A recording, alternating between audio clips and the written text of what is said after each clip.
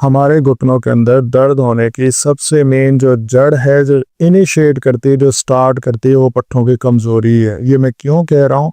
ये इस वजह से कह रहा हूँ कि अक्सर लोग जिनके पट्ठे कमजोर हों, वजन ज्यादा हो, जब वो चलते हैं, एक्टिविटीज करते हैं, घर के काम करते हैं, किसी जॉब पे जाते हैं, तो उनके पूरे जिस्म का वजन उनके घुटनों के ऊपर आता है। क्यों आता है? क्योंकि उनके पट्ठे कमजोर होते हैं। अगर किसी के पट्ठे कमजोर ना हो तो घुटनों के ऊपर वजन नहीं आएगा, आपके पट्ठे आपका सारे जिस्म का वजन उठाएंगे। और यही मेन वजह होती है जिसकी वजह से हमारे घुटने की हड्डियां भी कमजोर होती हैं, घुटनों के बीच की ग्रीस भी खराब होती है, घुटनों के बीच में जो लगे हुए मेनिस्कस हैं, लिगामेंट्स हैं, इनकी इंजरीज भी होती हैं। सो सारा कुछ ये लिंक होता है हमारे मसल की वीकनेस के साथ। सो इस वीडियो में मैं आपको बताऊंगा कि किस तरह से आपने पट्ठों की कमजोरी को कवर करना है, किस तरह से आपने उसको ठीक करना है, और कौन से ऐसे मेथड्स हैं जिनसे हम अपने घुटनों की दर्दें ठीक कर सकते हैं। सो वीडियो को एंड तक देखिएगा। चैनल पे अगर नए हैं, इस चैनल को सब्सक्राइब कर लें। मेरा नाम डॉक्टर मोहम्मद फैसल है। अच्छा, अभी जो आपको तस्वीर नज़र आ रही है, ये हमारे घुटने का जोड़ है। जब हम अपने घुटने को हिलाते हैं, जब मूव करते हैं, लाइक मैं उठ के अभी कहीं जाना है, मैंने मूवमेंट करनी है, तो मेरे घुटने के ऊपर ये मूवमेंट होगी। अच्छा, अब ये मूवमेंट अगर देखें तो हमें तो लग रहा है कि ये तो हड्डियां मूव कर रही हैं। इसी तरह से अब अगर फर्ज करें कि एक बंदा है, उसका वजन है जी 60 किलो, ठीक है, या 65 किलो या 70 किलो, तो ये हो गया अराउंड कोई 1.5 मन वजन हो गया, ठीक है, जो कि आपके घुटनों ने उठाना है। अब घुटनों ने उठाना है या पट्ठों ने उठाना है? अभी मैं बैठा हूँ यहाँ पे, मैं इधर क्यों नहीं गिर रहा हूँ, दूसरी तरफ क्यों नहीं गिर रहा हूँ, मैं यहाँ पे बैठा हूँ, मैं गिर नहीं रहा। इसकी वजह यह है कि मेरे जो पट्ठे हैं ना, ये मुझे पकड़ के बैठे हैं, मेरा वजन ये उठा के बैठे हैं।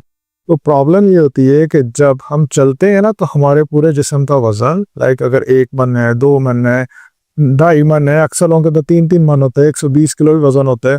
तो अगर इतना वजन है तो ये कौन उठाएगा? ये हमारे पट्ठे उठाएंगे ना। अगर पट्ठे कमजोर होंगे तो ये जो आपको तस्वीर नजर आ रही है ना, हड्डियां, आपके इन हड्डियों और जोड़ों के ऊपर सारे का सारा प्रेशर आएगा। और हमें लगता है कि हमारा अगर जोड़ मूव हो रहा है ना, तो हमारी हड्डी के ऊपर प्रेशर आ रहा है। बेसिकली जब हमारा जोड़ मूव होता है ना, तो इसके ऊपर लगे हुए कुछ और स्ट्रक्चर्स भी होते हैं जिनके ऊपर मूवमेंट होती है। लाइक ये जो आपको रस्सियां सी नजर आ रही हैं, जिससे इस हड्डी को पकड़ा हुआ है और इस हड्डी के साथ जोड़ रहे हैं, ये हमारे डिफरेंट लिगामेंट्स होते हैं। ये यहाँ पे भी लगे हुए हैं, साइड्स के ऊपर भी लगे हैं, परली साइड पे भी लगे होते हैं, यानी कि घुटने को हर तरफ से घेर के रखते हैं। इसमें मीडियल होते हैं, लैटरल होते हैं, फ्रंट पे और बैक साइड के ऊपर होते हैं। इसी तरह ये जो बीच में आपको नजर आ रही है घुटनों की ग्रीस, ये भी यहाँ पे मेनिस्कस होता है और कार्टिलेज होता है। तो जब आपका वजन बहुत ज्यादा हो, पट्ठे उठा ना पा रहे हो, तो जोड़ के ऊपर प्रेशर आता है।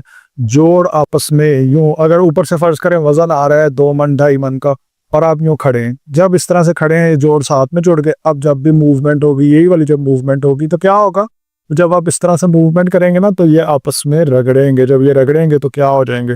नोकदार हो जाएंगे, और बीच में घुटनों की जो ग्रीस है वो कम होना शुरू हो जाएगी, और हमारे जोड़ कुछ इस तरह से हो जाएंगे। ये नॉर्मल जो आइटम में नजर आ रहा है ना, यहाँ पे हड्डी तो देखें, ये कैसे नोकदार होगी। और इसकी सबसे बड़ी वजह होती है कि ये देखें, ये नॉर्मल जोड़ है, ये वाला जो ये जोड़ नजर आ रहा है ना, अब इसमें स्पेस कितनी अच्छी नजर आ रही है। अच्छा, अब अगर ऊपर से वजन आ रहा हो हमारा कोई 2.5 मन, 3 मन, 100 किलो अगर आपका वजन हो, और वो जो है ना, आप ये बताएं, ये गैप इस तरह से रहेगा? कभी भी नहीं रहेगा, ये तो ऐसे हो जाएगा। तो जब ऊपर से वजन आ रहा है और दोनों हड्डियां आपस में, उनके बीच में गैप खत्म हो रहा है, उससे क्या नुकसान होगा कि हड्डियों के बीच में से गैप खत्म हो जाएगा, और ये रगड़ेंगी। जब भी मूवमेंट होगा तो नोकदार होंगी। अच्छा, अब फर्ज करें कि ये है हमारे घुटने वाला जोड़, ठीक है, ये हमारा जोड़ है। ये जो आगे नजर आ रही है पट्टियां, ये वही हैं जो मैं आपको बता रहा था, डिफरेंट लिगामेंट्स और मेनिस्कस और कार्टिलेज वगैरह होता है घुटनों के बीच में। अच्छा, अब अगर फर्ज करें एक बंदा है, उसका वजन 2.5 मन है, 100 किलो वजन है, ठीक है, लेकिन इसका ये जो क्वाड्रिसेप वाला पट्टा है ना, ये जो ऊपर वाला जो गोश्त है, ये बहुत स्ट्रांग है। पीछे वाले हैमस्ट्रिंग ये बहुत स्ट्रांग है। नीचे वाले ये जो पिंडली के पट्टे हैं, ये बहुत स्ट्रांग है। अच्छा, अब ये जो क्वाड्रिसेप है ना, ये क्वाड, ये 4 पट्टे हैं, पीछे हैमस्ट्रिंग, ये भी पूरे का पूरा एक ग्रुप है पट्टों का, ये एक एक गोश्त नहीं है। अगर किसी बंदे का ये बहुत ज्यादा स्ट्रांग हो, वजन उनका हो 100 किलो, 90 किलो फर्ज करें, आप मुझे ये बताएं कि जब वो खड़े होंगे तो उनके घुटनों पे ऐसे वजन आएगा जैसे अगर किसी के ये वाले पट्टे बहुत ज्यादा कमजोर हो, तो क्या होगा? तो डेफिनेटली ये होगा कि उनका वजन जो कि पट्टों ने उठाना था, एक्स्ट्रा वजन कौन उठाएगा? ये वाला जोड़ उठाएगा। जब ये जोड़ एक्स्ट्रा वजन उठाएगा तो एक तो इसकी आपस में रगड़ आएगी, दूसरा इसके ऊपर लगे हुए ये जो नीचे नजर आ रहे हैं ना, इन्हें कहते हैं मेनिस्कस। ये जो ऊपर नजर आ रहा है ये आर्टिकुलर कार्टिलेज है, ग्रीस जिसे हम आम जुबान में कहते हैं। तो ये तो सारे के सारे रगड़ जाएंगे। लेकिन अगर यही हमारा सारा वजन जो वो बैलेंस करके रखे, हमारे क्वाड्रिसेप, हमारे पट्टे, हमारे पिंडली के पट्टे, हैमस्ट्रिंग पट्टे, तो फिर क्या होगा? तो फिर हमारे ये जो मेनिस्कस है, आर्टिकुलर कार्टिलेज है, ये महफूज रहेंगे।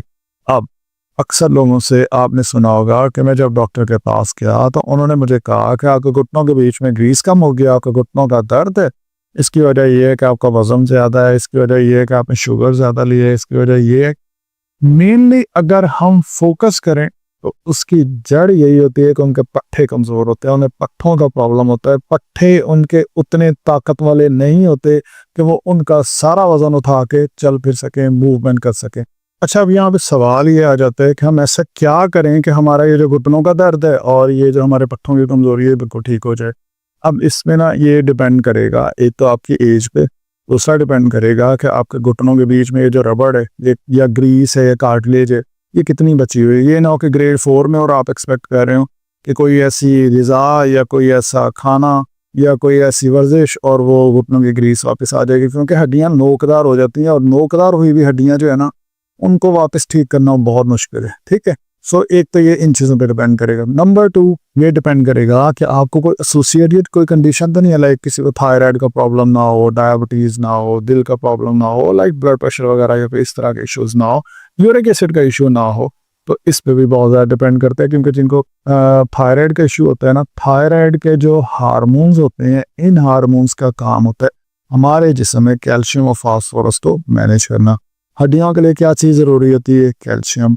और पत्थों के लिए क्या चीज़ ज़रूरी होती है? मैग्नीशियम। तो इन्हीं कैल्शियम को और फास्फोरस को, इनको बैलेंस करने के लिए ये काम हमारे थायराइड हार्मोन का होता है।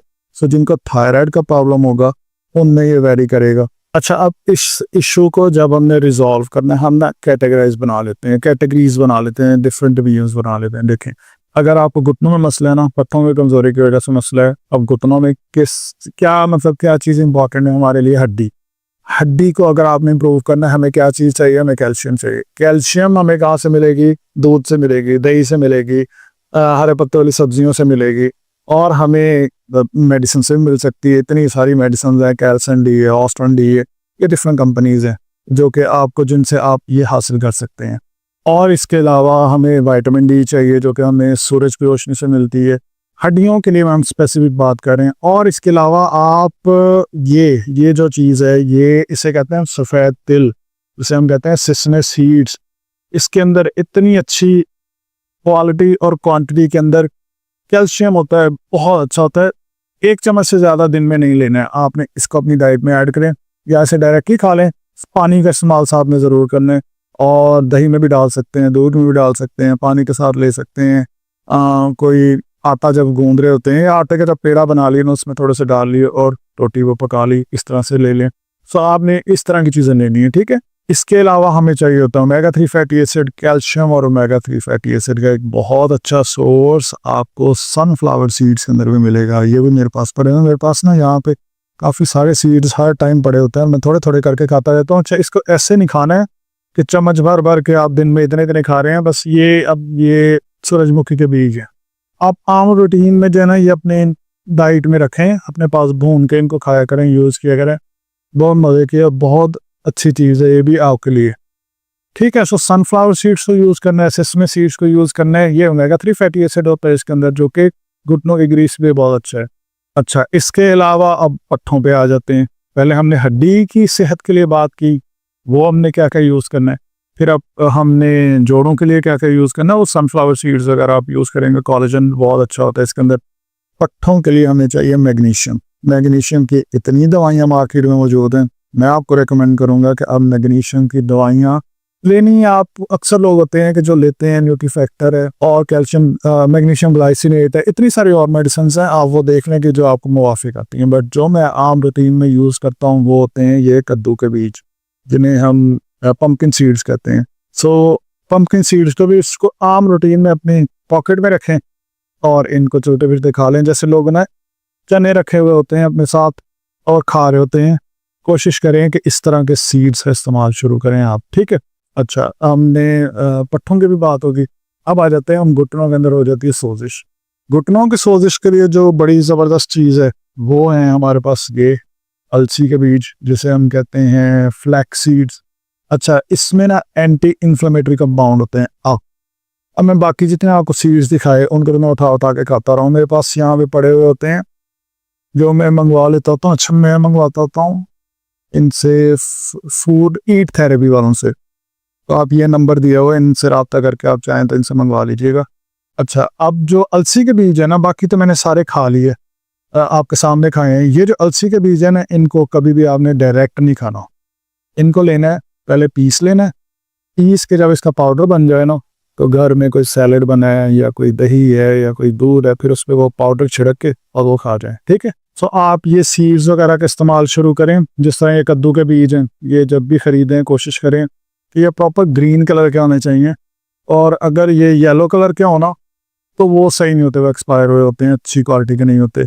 भून के इनको यूज़ करें। मुझे जब भी इनसे ईट थेरेपी वालों से मिले हैं तो वो भुने हुए होते हैं, उनकी बॉटल वगैरह बनी होती है। और मैं मंगवाता होता हूँ पम्पकिन सीड, सनफ्लावर सीड और सिसमे सीड, इन तीनों का मिक्सर का एक वो बना होता है, इनका जार या बॉटल या पैकेट वगैरह, तो उसको यूज़ कर लेते हैं। सो आप ये आम सी चीज़ें हर जगह मार्केट से मिल जाएंगी, लेकिन ये है कि क्वालिटी मैटर करती है कि आप लोगों ने अच्छी क्वालिटी की लेनी। तो आप लोगों को समझ आ गया होगा कि हमारे घुटनों में दर्द क्यों होती है। पट्टों की कमज़ोरी की वजह से हमारे घुटनों में प्रेशर आता है, तो हमने ऐसी ग़िज़ा खानी जिससे हमारी हड्डियाँ, पट्टे और जोड़ मजबूत हो जाए। नंबर 2, ये तो बातें होंगी खानों से रिलेटेड। दूसरी जो सबसे इम्पॉर्टेंट चीज़ है वो है एक्सरसाइज, वर्जिश। हमने कौन सी वर्जिश करनी है जो घुटनों का दर्द भी कम कर दे और घुटनों के इर्द गिर्द पट्टों को भी मजबूत कर दे। उसमें हमने सेफ वर्जिशें करनी है, क्योंकि घुटनों का प्रॉब्लम अगर पट्टों की कमज़ोरी की वजह से अग्रेसिव वर्जिशें इसमें नहीं करनी। सीधे लेट जाएं, घुटनों के बीच में बॉल रख लें, 10 सेकंड के लिए इसको दबाएं, 6 से 7 दफ़ा ये वर्जिश करें हर 2 से 3 घंटे के बाद। ये आपके घुटनों के इर्द गिर्द जो पट्टे हैं उनके लिए बेहतरीन एक्सरसाइज है। नेक्स्ट एक्सरसाइज होगी कि सीधे लेट जाएं, इसी बॉल को अपने घुटने के नीचे रख लें और घुटने को नीचे की तरफ दबाएं, 10 सेकंड के लिए होल्ड करें, 6 से 7 दफ़ा ये भी वर्जिश करें। आप देखेंगे आपको कुछ ही दिनों के अंदर अपने घुटने के इर्द गिर्द वाले जो पट्टे हैं उनमें अच्छा खासा फर्क फील होगा, ठीक है। ये भी आपने 10 से 12 दफ़ा करना है हर 2 से 3 घंटे के बाद। नेक्स्ट एक्सरसाइज होगी, उसमें ना आप इस तरह बैठ के ना अपनी टांगों को ऊपर की तरफ लेके जाना है, लेकिन इसमें बहुत इंपॉर्टेंट चीज़ ये है कि अपने ना घुटनों के साथ यहाँ पे वेट लगा लेने हैं, वज़न लगा लेने हैं, वज़न लगा के फिर ऊपर की तरफ उठाना है। और ये वज़न भी मार्केट में इजीली मिल जाएंगे, और चाहें तो आप उन्हीं से, जिनसे मैं ये सीड की बात कर रहा था, जो नंबर मैंने पीछे शेयर किया आपको, तो उससे उनसे भी वेट का पूछ लीजिएगा अगर वहाँ से मिल जाए। बाकी ऐसी चीज़ नहीं है, घर में कोई भी वज़न पड़ा हुआ हो घुटनों के साथ आप बांध सकते हैं, लाइक सॉक्स हैं, जुराबें हैं, उसमें कोई चीज़ बांध के यहाँ पे लगा के इनको आप इसको उठा सकते हैं। अगर वेट ले लेंगे तो फिर इजी होगा उसको कैरी करना या एक्सरसाइज करने। बिना वेट के ये वाली वर्जिश नहीं करनी। अगर आप बिना वेट के ये वाली वर्जिश करेंगे तो घुटने आपस में रगड़ेंगे। जब आप वेट लगा देंगे तो घुटनों में हल्का सा गैप आ जाएगा, तो इससे क्या होगा, घुटनों के अंदर स्पेस होगी नहीं तो घुटने रगड़ेंगे नहीं आपस में। तो ये एक्सरसाइज करनी है। इसमें भी जब ऊपर लेके आए 10 सेकंड होल्ड करें, 6 से 7 दफ़ा ये वर्जिश करें हर 2 से 3 घंटे बाद।